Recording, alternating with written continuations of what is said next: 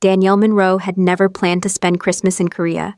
She had planned to spend it in Atlanta, eating her grandmother's jollof rice, arguing with her cousins about whose turn it was to wash dishes, and pretending she was not crying during the third viewing of a Christmas movie she had already seen 6 times.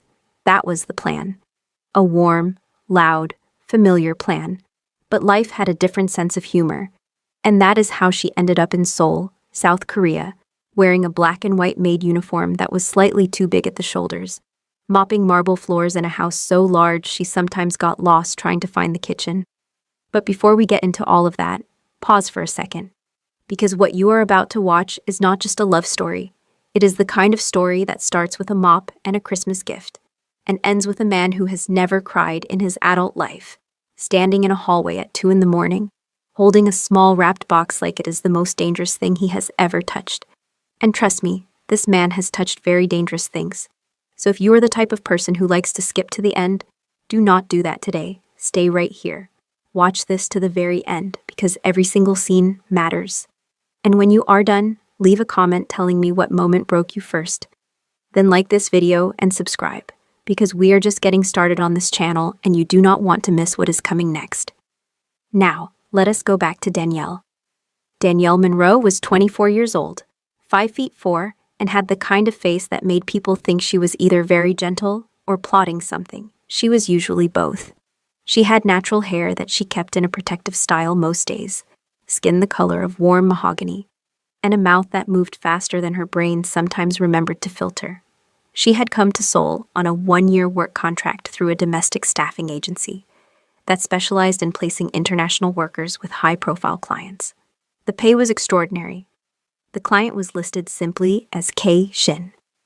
The agency had told her 3 things about this client. 1, he valued silence. 2, he valued order. 3, she was the 9th maid in 14 months. Danielle had stared at that last detail for a long time. 9 maids, 14 months. She had done the math. That was roughly 1 maid every 6 weeks. She had almost backed out.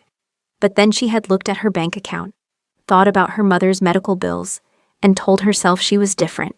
She was not going to be maid number 9 who left. She was going to be maid number 9 who stayed. What they had not told her in the briefing was that K. Shin stood for Kang Shin-woo. And Kang Shin-woo was not just a wealthy man with high standards. He was the head of the Kang Syndicate, one of the most feared criminal organizations in all of South Korea, and possibly in 3 neighboring countries, depending on who you asked. He was 31 years old. He had ink running from the base of his throat all the way down both arms, disappearing under his shirt collar and his cuffs in a way that made you very aware that you were only seeing the beginning of something much larger. He had a jaw that looked like it had been carved by someone who was angry at the time and decided to take it out on marble. He spoke in low, even tones that made grown men check their own pulse afterward just to confirm they were still alive. He did not celebrate Christmas. He did not celebrate anything, actually. His head of security, a compact and permanently exhausted man named Do Hyun, had once tried to organize a small gathering for Shinwoo's 30th birthday. Shinwoo had looked at the balloons. Then he had looked at Do Hyun. Do Hyun had deflated the balloons himself and thrown them away before Shinwoo had to say a single word. That was the kind of man Kang Shin-woo was. Danielle arrived on a Thursday in late November, rolling 1 very large suitcase and 1 very overpacked carry-on up a driveway that was longer than the entire street she grew up on in Atlanta. The house was not a house, it was a compound. There were gates, there were cameras, there were 2 men at the entrance who looked at her the way people look at something unexpected that they are not sure is a threat yet. She had smiled at them. They had not smiled back. She had decided that was fine and walked past them anyway. The housekeeper who showed her around was a small, efficient Korean woman in her 50s, named Mrs. Beck. Mrs. Beck had the energy of someone who had survived many things and intended to survive several more. She walked Danielle through the property with the brisk confidence of a woman giving a tour she had given too many times. The kitchen, the east corridor, the private wing, which Danielle was never to enter without being summoned, the garden, the laundry room, the staff quarters, which were actually very comfortable, a detail that surprised Danielle enough that she said so out loud. Mrs. Beck had looked at her and said, "He is not cheap, he is difficult." Danielle had nodded slowly, Okay, what is the difference? Mrs. Beck had almost smiled. Almost. You will find out. The first time Danielle saw Kang Shinwoo was on her third day. She was polishing the large glass panels in the main corridor, earphones in, moving to a rhythm only she could hear, when she turned around and nearly walked directly into his chest. She stumbled. Her cloth hit the glass. Her earphone fell out. She grabbed it. She looked up. He was taller than she expected. She did not know why she had expected otherwise. The tattoos were visible at his collar and both wrists. He was wearing a dark suit with no tie, and he was looking at her the way a man looks at a smudge on an otherwise clean surface. Not angry, just noting it. You are the new one, he said. His English was precise and unhurried. Yes, Danielle said. Danielle Monroe. I arrived on Thursday. He said nothing to that. He looked at the glass panel she had been polishing, then at her, then walked past her down the corridor without another word. Danielle stood there for a moment. Then she turned back to the glass. There was a new smudge from where her cloth had hit it when she stumbled. She stared at it. Wow, she said under her breath. Great first impression, Danielle. Really nailed it. She polished the smudge away and went back to work. The following weeks settled into a rhythm. Danielle learned the compound the way you learn a new language, slowly and then all at once. She learned that Shinwoo woke before 6 and wanted black coffee, no sugar. Waiting in the study before he arrived there. She learned that he ate in silence and did not want questions about whether the food was to his liking, because if it was not, he would simply stop eating it.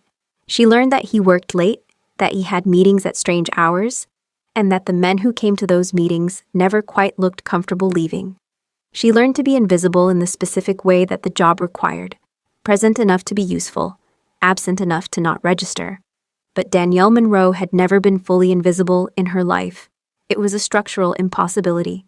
Not because she tried to stand out, but because she had a habit of talking to herself when she worked. And she had a habit of humming. And she had a habit of laughing at her own thoughts when something struck her funny, which happened more often than was probably appropriate for someone in her position. The first time Shinwoo heard her laughing, he had paused outside the kitchen doorway without her knowing. She was arranging a pantry shelf, and had apparently thought of something that delighted her, because she laughed, short and genuine, and said, No, Danielle, that is not how that works. And then laughed again. He had stood there for approximately 4 seconds before walking away. He did not examine why he had paused. He was a man who did not examine small things. December arrived in Seoul with cold that had teeth. Danielle wrapped herself in layers and bought a thick scarf from a market near the compound that she wore on her off days. She video called her mother twice a week. Always from her room, always in the evenings, always with the volume low because she was not sure of the sound rules in the compound, and she had survived 9 weeks so far, and she intended to keep surviving. Her mother, Gloria Monroe, was the kind of woman who had lived through enough that very little shook her, but who still cried every time she saw her daughter's face on a phone screen from another continent. She always started the calls the same way. Danielle, baby, you eating? And Danielle always said yes, even when the answer was complicated by the fact that she sometimes forgot to eat her own dinner after spending the evening making sure everything in the house was set correctly for the next morning. Tell me about where you are, her mother would say. It is very big, Mama, and very quiet. Is the man nice? Danielle would pause. He is professional. Her mother would do the sound she did when she was not convinced but had decided not to press. He is not mean, Mama. He just does not really talk. Does not talk or does not talk to you? Danielle had thought about that one. It was a good question. Shinwoo did talk. She had heard him in meetings, low and controlled. And once she had passed the corridor outside his study and heard him speaking on the phone in Korean. Unhurried, and the man on the other end had clearly been very distressed. Shinwoo had not sounded distressed at all. So he could talk. He simply did not direct much of it at her beyond necessity. Instructions, corrections. The occasional nod when she had done something correctly, which she had come to understand was, in his particular economy of expression, very nearly a compliment. He talks, Danielle told her mother, just not to me usually. Well, said Gloria Monroe, make yourself unforgettable then. Danielle had smiled at the screen. Mama, I am his maid. And your grandmother was a market woman, Gloria said, without blinking. and your grandfather crossed an ocean to find her. Position is not the story, baby.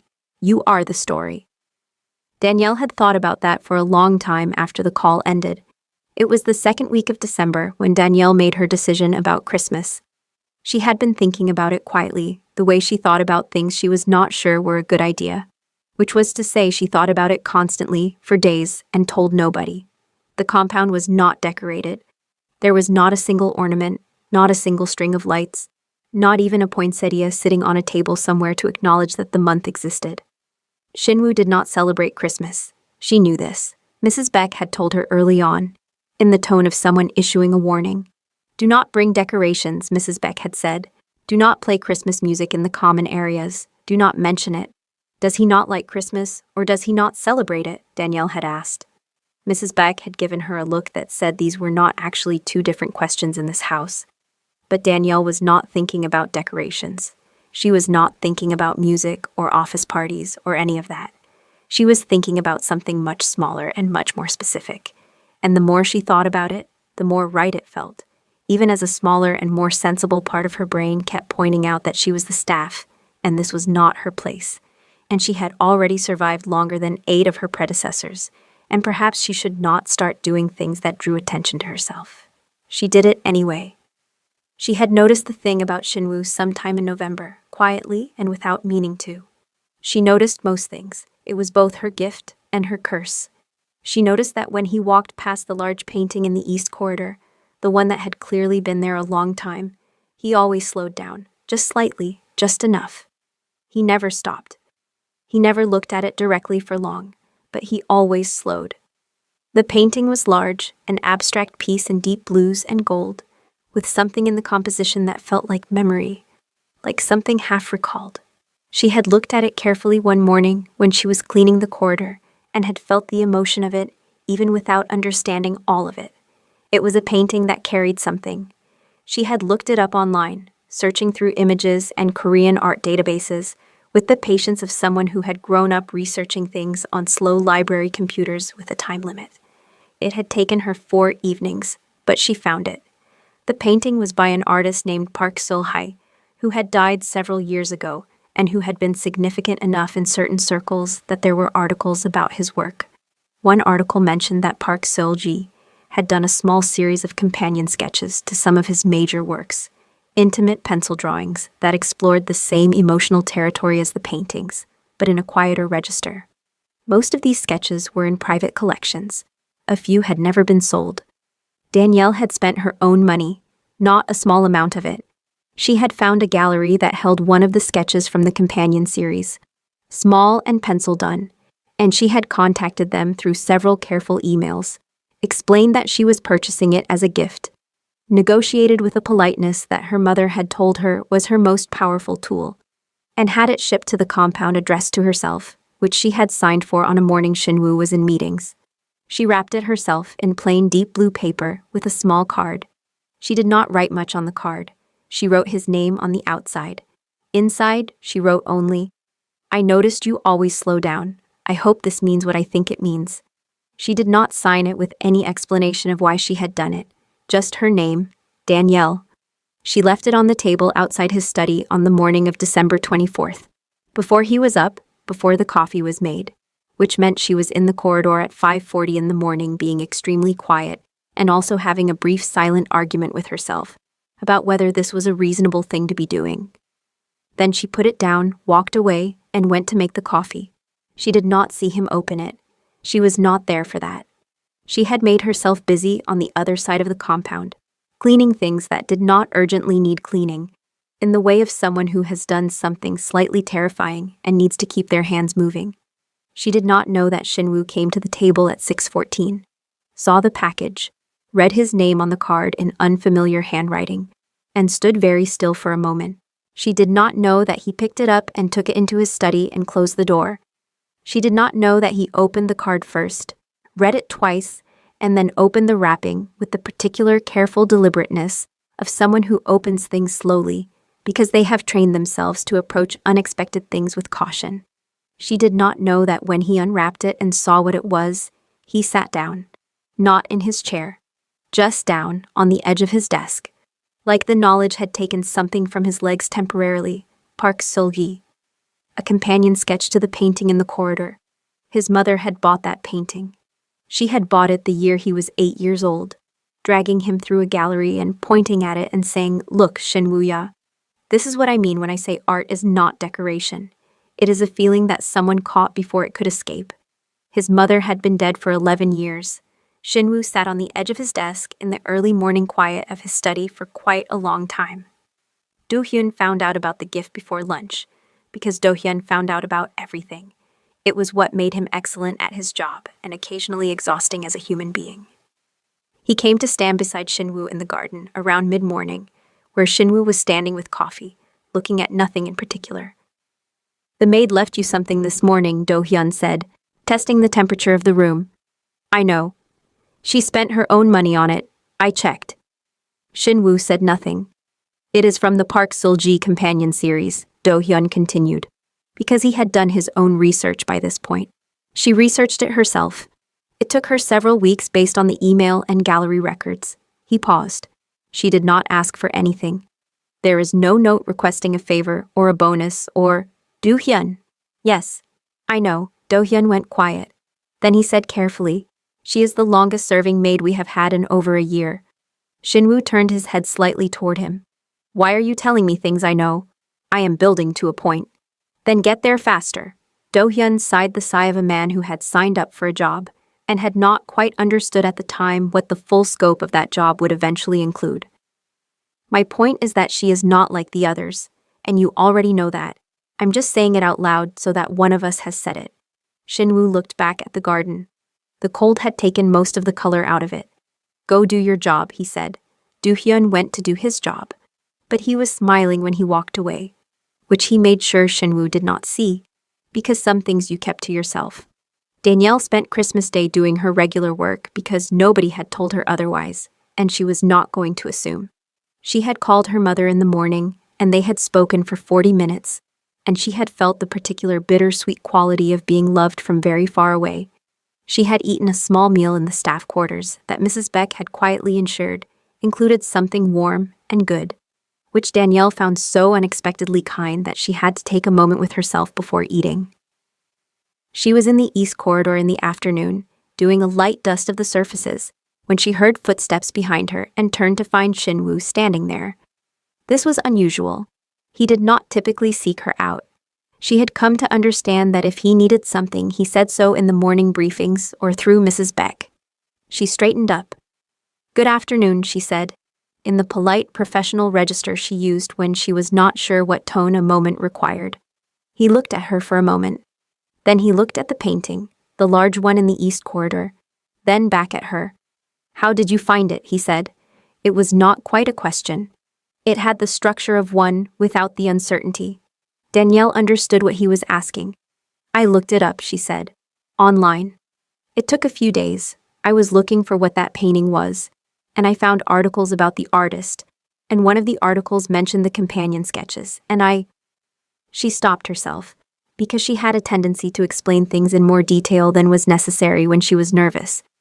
"I just wanted to find something that made sense," she said, simply. He was quiet. He was looking at her in a way she had not seen him look at anyone, at least not in the weeks she had been here, not with the assessing neutrality he gave to most things, with something more specific than that, with the beginning of curiosity. "Why?" he said. "Why what? Why did you do it?" Danielle considered this. She had thought about what she would say if this moment came, and she had prepared several sensible professional answers. She chose none of them. "Because it was Christmas," she said, "and you looked like someone who had forgotten what it felt like to receive something that was not strategic." The corridor was very quiet. Somewhere in the distance, through thick walls, there was the muffled sound of Seoul moving through its Christmas evening. Shinwoo did not respond for long enough that Danielle began to consider whether she had just ended her employment. She kept her face still. She had learned that from him actually, without meaning to. The usefulness of a still face. Then he said, "Merry Christmas, Monroe." He used her last name. She was almost certain that was the first time. He walked away down the corridor and she turned back to her dusting. And she exhaled very slowly through her nose in the way of someone who has just survived something they were not sure they would survive. Okay, she said quietly. Okay. From that day, something changed in the compound. Not dramatically, not in ways that anyone who was not paying close attention would have caught. Shinwoo began to notice things about Danielle Monroe. He noticed when she hummed, and he noticed that her humming changed based on her mood. Something quicker when she was moving fast through tasks. Something slower and more melodic when she was working on something detailed. He noticed that she talked to herself in a way that was not quite muttering and not quite narrating, but something in between. A running, quiet commentary on her own day that she seemed entirely unbothered about. He had heard her say once, while reorganizing a shelf, "Danielle Monroe, you are doing great. Nobody else could organize rice and sesame oil this beautifully. This is a masterpiece." And then she had stepped back, looked at the shelf, and nodded with the satisfaction of an artist completing a work. He had stood outside the kitchen doorway for 11 seconds that time. He had not decided to start paying attention to her. It was not a decision he made. It was simply something that happened the way some things happen, gradually and then suddenly, without a clear point of origin that you could trace back and point to. One morning she was the new maid who had done something unexpected and moved him in a way he had not anticipated. And then several days later, he was aware of where in the compound she was based on what he could hear, not consciously, just aware. The way you become aware of a sound that has become part of the background of your days. Do-hyun, who noticed everything, noticed this. He said nothing. He stored the information carefully, the way he stored all information, and he waited. It was in the first week of January that Shinwoo spoke to her again beyond the professional minimum. She was in the garden in the early morning, which surprised him because it was cold, and he had not expected anyone to be out there. She was standing near the bare section of the garden with her coat and her scarf, drinking something from a mug, looking up at the sky. He had come out for a reason that had nothing to do with her and stopped when he saw her. She heard him and turned. "Good morning," she said, in the way that meant she was not startled but was acknowledging that she had not expected company. "What are you doing out here?" he said, looking at the sky. He looked up at it. It was a gray sole January sky, low and uniform. "There is nothing in the sky," he said. "There is always something," she said, without apology. "Right now there is that specific shade of light that happens before it decides to snow. I grew up in Atlanta. We did not get a lot of snow, so I like to watch it deciding." He stood there. He did not leave. That was itself a thing, though neither of them said so. "Atlanta," he said after a moment. "Georgia, in the U.S. I know where Atlanta is." "People do not always," she said, unbothered. There was a pause. "What are you drinking?" he said. She looked at her mug. "Ginger tea, with honey. Mrs. Beck showed me where you keep the good honey. I hope that is okay." "The honey is not rationed." "Good, because I had 3 mugs yesterday." Something shifted in his face. Not a smile. The thing before a smile, the adjustment of muscles that meant the concept of amusement had entered the vicinity. "You drink a lot of tea." "I am from the American South," she said. "We drink a lot of things with a lot of dedication. It is a cultural trait." He was quiet again. Then, "It is going to snow." "I know," she said, looking back up. "That is why I am here." He stood with her in the garden for 4 more minutes before he went inside. She stayed for another 10. When he passed the corridor window that faced the garden, he looked out once. She was still standing there, looking up, her breath making small clouds in the cold air, waiting for the snow to make its decision. It snowed that afternoon. She was working inside when it started. And he heard from his study the brief sound of someone in the corridor making a sound of delight, then quiet. Then the sound of her returning to whatever she was doing. He did not look up from his desk. He continued with what he was doing, but there was something in his face that had not been there an hour ago. And if Do-hyun had been in the room, he would have identified it immediately and stored it with the rest of what he was accumulating. As it was, Do-hyun was not in the room, but he found out about it later, the way he found out about everything. And he went home that evening and told his wife that he thought something interesting was happening at work. His wife had asked what kind of interesting. Do-hyun had thought about it and said the kind you only realize later was the most important kind. The weeks in January moved the way cold weeks do, slowly and with texture. Shinwoo began to find reasons to be in rooms that Danielle was in. He did not acknowledge this to himself or to anyone else. He had a talent for not examining things he was not ready to examine, a talent developed over many years and many situations where examining the truth immediately would have cost him something he could not afford to lose. So he simply moved through his compound, and sometimes ended up in corridors and kitchens and garden paths, at times that coincided with where she was. And he told himself nothing about it. Danielle noticed. She noticed the way she noticed everything. She was a person to whom observation came as naturally as breathing. And she had grown up in spaces where reading a room was a survival skill, so she was not easily fooled by the geography of coincidence. She noticed that he appeared more often than statistically explained by a house this large, and a man this busy.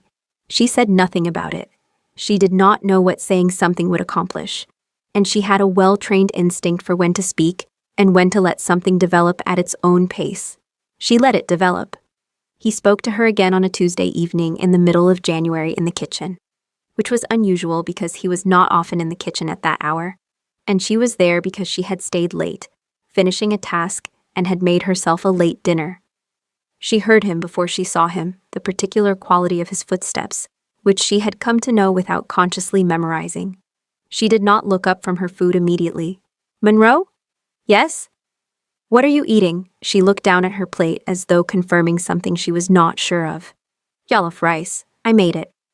I found most of the ingredients at the market near the East Gate, and I substituted 2 things that I could not find, and I think it still turned out well, though my grandmother would probably have something to say about the substitutions."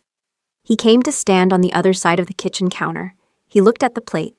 "Jollof rice," he repeated. "West African," she said. "My grandmother is originally from Nigeria. She brought the recipe. It is a whole thing in our family. There are arguments about it at every gathering. My cousin thinks he makes it better than her, and he is wrong, but we let him believe it because it keeps him occupied." Something moved in Shinwoo's face again, that pre-smile thing. She was beginning to learn its gradations. "You cook." "I cook when I'm homesick," she said. "So lately, quite a bit." He was quiet. He was looking at the plate with the expression of a man who was thinking about something that was not the plate. "Make enough for 2 next time," he said. She looked up at him. He was already walking back out of the kitchen. She stared at the doorway where he had been. Then she looked at her plate. Then back at the doorway. "Okay," she said slowly. "That happened." She finished her dinner. She was smiling in a way she had not been 30 seconds ago. And she was aware of this. And she told the part of her brain that wanted to make something of it to wait. Because she was a sensible person, and she was going to think about this clearly and not make assumptions. She was still smiling when she washed the plate. She made jollof rice 3 days later and made enough for 2, and left his portion plated and covered in the warming section of the kitchen with a note that said simply, "Here. The rice has been treated with respect, and your grandmother's ghost will find nothing to complain about." She had written it, looked at it, decided it was funny and also true, and left it. He ate it. She knew because the plate was in the dish rack the next morning, rinsed and clean, in the precise way of someone who has been raised to clean up after themselves. There was a sticky note on the plate. She almost dropped the plate reading it because she had not expected a response. The note said, "It was good. What did you substitute?" She wrote back on a new note, stuck to the counter where his coffee was, tomato paste for the fresh tomatoes, and a local Korean chili instead of the Scotch bonnet. "My grandmother does not know. Please keep this between us." She found his response 3 hours later, a single note on the pantry door that said, "Noted." She stood in the kitchen for a moment, holding the pantry door and being delighted by this, in a way she could not fully explain to anyone who was not inside the experience of it. Do-hyun walked into the kitchen, saw her expression, looked at the note, read it, and looked at her again with an expression that was somewhere between professional and deeply entertained. "Do-hyun," Danielle said. "Does he leave notes often?" "He has never left a note in the 7 years I have worked here," Do-hyun said, with great precision. "Not once, for anyone, about anything." Danielle looked at the note again. "Interesting," she said. "Very," said Do-hyun. They did not discuss it further, but Do-hyun went to find Shinwoo 20 minutes later and stood in the doorway of the study, until Shinwoo looked up from what he was doing. "Do not," said Shinwoo. "I was not going to say anything," Do-hyun said. "You were about to say several things." "I was going to say that the rice is still on the counter, and Mrs. Beck wanted to know if you—" "That is not what you were about to say." Do-hyun paused. No, he admitted. It was not. Go away, Do-hyun. Going, said Do-hyun, and went. Shinwoo looked back at his work. Outside his window, Seoul was gray and cold and moving. He thought about a woman standing in a garden, waiting for snow to make its decision. He picked up his pen. He put it down. He picked it up again. He was not a man who examined small things, but he was finding that some things did not wait to be examined. Some things simply arrived, fully formed, and stood there. February came, and with it a particular kind of cold that Seoul does where it feels like the whole city is holding its breath. Danielle and Shinwoo had developed something that could not be described in any of the categories available to either of them. It was not a friendship exactly, though it had the bones of one. It was not professional exactly, though they both behaved as though it was. It was a conversation that had started in a corridor in December and had not stopped, even on the days when they did not speak at all. Some things continue even in silence. They spoke in the evenings sometimes, when she was finishing the last of the day's work, and he appeared in whatever room that was, and they talked about things that were sideways from what was really being discussed. She told him about Atlanta, about growing up with her mother and grandmother, about the way her grandmother would wake before everyone and cook early in the morning so that the whole house smelled like something good before anyone was fully awake. He listened in the particular way of someone who has forgotten that they enjoy listening. He told her once about Tokyo. He had been there as a young man, before everything that came after, and he had spent a week in a city where nobody knew him, and he had walked until his feet remembered what it felt like to belong to just themselves and not to anything else. He had not told anyone that story in a long time. He told it in the flat. Even voice he told everything, but she heard what was underneath it. The same way she had heard what was underneath the painting in the corridor. She said, "Did you want to stay?" He had looked at her. In Tokyo. In a life where you could walk and nobody knew you. The room was quiet. He said, "That is not a question most people would ask." "I am not most people," she said simply. "No," he said. "You are not." It was the most direct thing he had said to her that did not involve instructions or coffee. She folded it away somewhere private and did not take it out and look at it where he could see her. That was between her and herself. The trouble, when it came from outside, which was where trouble usually came from in Shinwoo's life. There was a rival organization, a name and a problem that Do-hyun referred to carefully and in coded terms around the compound, that had been escalating a pressure campaign against the Kang syndicate for several months. Shinwoo's response to this had been, externally, extremely controlled. Internally, he had been operating on very little sleep and a very high level of the particular cold fury that was his version of stress. Danielle had noticed. She noticed the way the coffee was consumed faster on some mornings. She noticed that Do-hyun's permanent exhaustion had deepened. She noticed that the meetings happened later and ran longer. She said nothing about it. It was not her place, and she understood that. And she was not naive about the world she was working inside. She had understood what kind of man Kang Shinwoo was before she had ever met him. She had taken the job with eyes open, chosen to stay with eyes open, and had not pretended to herself that the warmth she had found here canceled out the reality of what existed around it. But on a night in late February when she passed the corridor outside his study and heard the quality of silence coming from inside, the specific silence of someone sitting alone in a room at midnight with something heavy on them, she did something she had not planned. She knocked. There was a pause. "What?" he said. "I have tea," she said. Another pause. "You do not have to." "I know," she said. He opened the door. She was standing there in her off-duty clothes, her hair down, her scarf from the market still around her neck, 2 mugs in her hands. He stepped back. She came in. She put 1 mug on his desk without fuss. She looked at the work spread across the desk without touching it or looking too closely. "Do you want to sit?" he said. Because she was still standing, she sat in the chair across from the desk, the one that was probably usually for people much more dangerous than her. She curled her hands around her mug. He sat at the desk. They sat in silence for a while, not an uncomfortable silence, a silence that had warmth in it, which was the kind she was good at holding. Then he said, "Monroe?"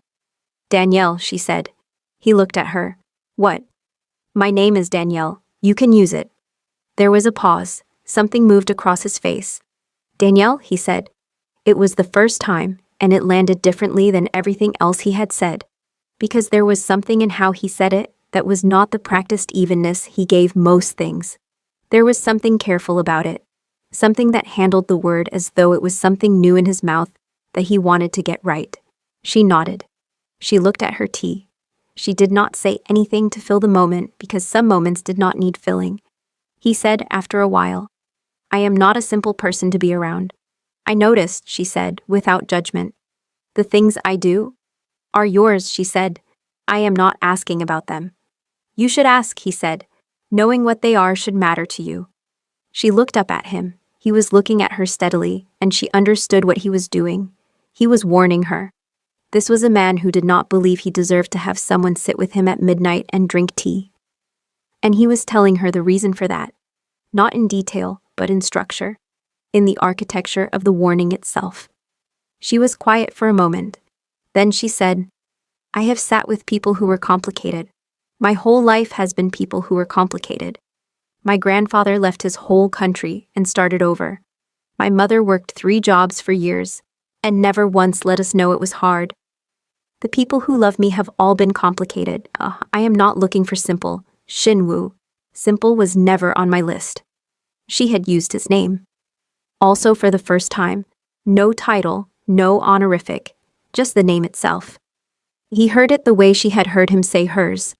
Like something landing that was intended to land. He said nothing for a long moment. Then he picked up his coffee. She picked up her tea.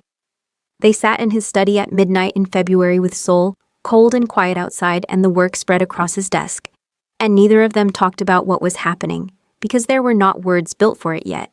Only the beginning of an understanding that something was here, had been arriving for months, and was not leaving.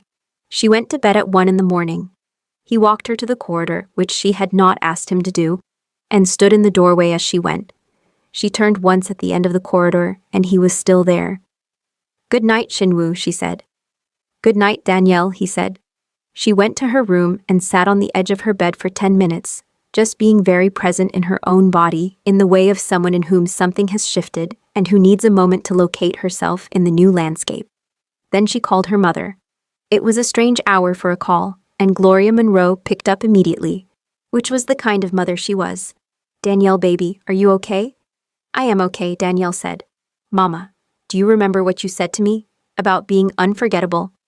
There was a pause on the line. Then Gloria Monroe said, but it was a different than usual. It was the of a woman who had raised a daughter well and was watching it pay off from across an ocean. I think it is working, Danielle said. Her mother laughed, warm and full, and Danielle pressed the phone to her ear and felt the distance shrink by about 40%, which was all you could ask for from a phone call when the rest of it was covered by the particular warmth sitting in her chest like something new and very, very real. She would find out the next morning that Do-hyun had cameras in most of the compound's common areas for security purposes, and that he had therefore technically registered the fact that Shinwoo had stood in that corridor doorway for an additional 45 seconds after Danielle turned the corner and disappeared from view.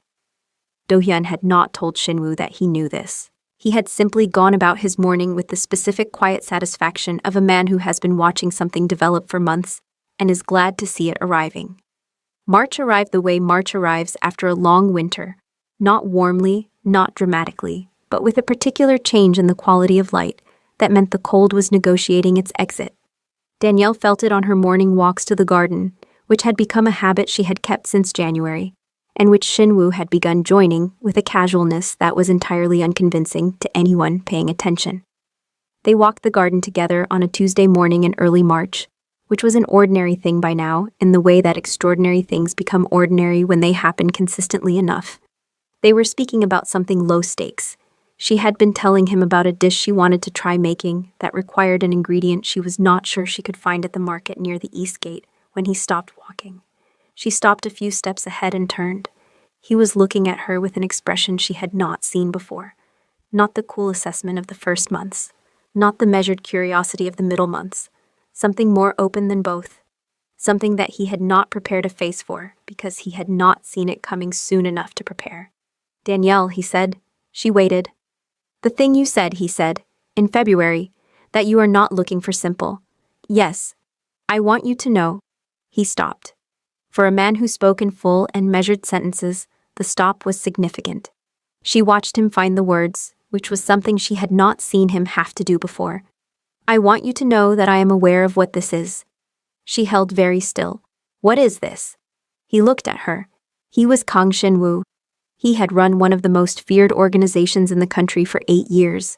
He had looked at things far more dangerous than this moment and not flinched. He did not flinch now, but he said it with a care that she recognized as the care of someone who has not said something like this in a very long time, if ever, and does not want to get it wrong. Something I did not plan for, he said. Something I notice. Something that is... He paused. Significant. She breathed. The garden was pale and cold around them. The first weak suggestions of something green at the edges of the beds.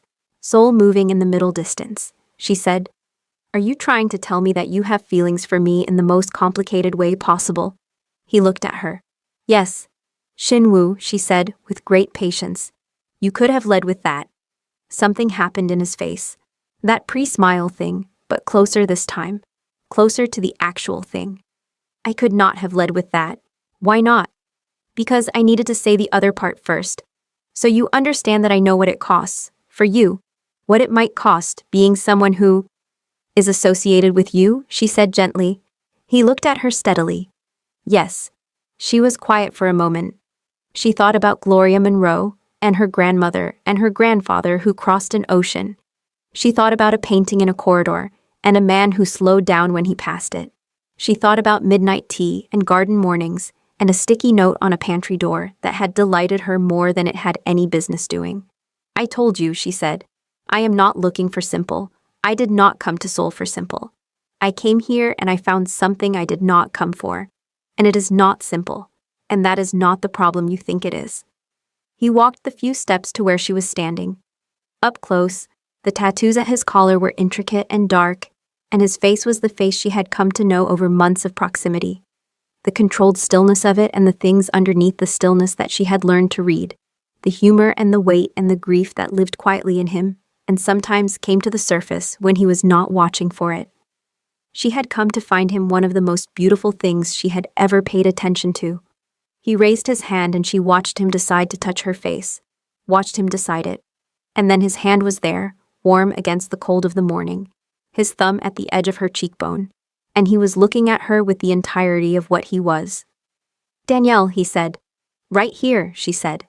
He leaned in and kissed her unhurriedly in the pale March garden of a Seoul compound, while the city moved beyond the walls, and the cold negotiated its exit, and somewhere on the other side of the world in Atlanta, Georgia, a woman named Gloria Monroe would later say she felt something good happen at exactly that hour without knowing what it was. Which was the kind of thing Gloria Monroe said, and which Danielle completely believed. They stood in the garden for a moment afterward, close, his hand still warm at her face.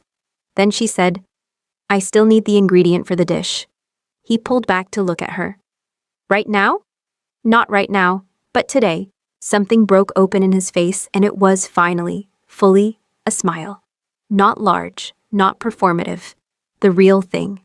A small and very real thing that she suspected very few people had ever seen, and which felt, standing in front of it, like standing in front of a window that had always been shut and had just been opened for the first time. Do-hyun will find your ingredient, he said. Do-hyun finds everything, she agreed. He does. He lowered his hand. He was still looking at her in the new way. The way of someone who has said the thing and is standing in the world after having said it, and finding the world not as dangerous as expected. Come inside, he said. It is cold. I know, she said. I was waiting for you to notice. He gave her a look that was she had come to understand. His version of being charmed. She filed that away. She was going to spend a great deal of time learning all the things that were his version of other things. She was looking forward to it. They went inside, out of the pale cold March morning, into the warmth of the compound that she had arrived at in November as the 9th maid who intended to survive, and had stayed in as something she did not have a category for yet, but intended to figure out. In his study, on the wall beside the bookcase, the Park Seul-ji sketch hung in a simple frame. He had hung it himself the morning after Christmas. Do-hyun had seen it there and said nothing. because some things you honor with silence. It hung there in the morning light, pencil lines catching the pale sun coming through the window, small and quiet and full of the thing that good art carries and refuses to let go. A feeling someone caught before it could escape. Danielle had found it, across galleries and databases and 4 evenings of careful searching, and given it to a man who had not expected it and had not asked for it, on a cold Christmas morning in Seoul. She had not known then what she had started. You never know what you are starting when you begin with something true. She knew now. She was the story. Her grandmother had told her mother, and her mother had told her, and she had carried it all the way to Seoul, and it had turned out, as these things sometimes do, to be exactly right. And that is where we leave them, on a Tuesday morning in March, inside a warm compound in Seoul, with a man who was smiling for the first time in a long time, and a woman who knew all along that something real was worth waiting for. If this story stayed with you, drop a comment right now. Tell me what moment got you. Was it the gift? Was it the note on the pantry door? Was it midnight tea? Tell me. I read every single one. And if you are watching this on this channel for the first time, subscribe right now. Because this is what we do here. Every video is a full world. Every story is a full feeling. You do not want to miss the next one. Like this video, if Daniel and Shinwoo deserve their happiness. They do. You know they do. We will see you in the next story.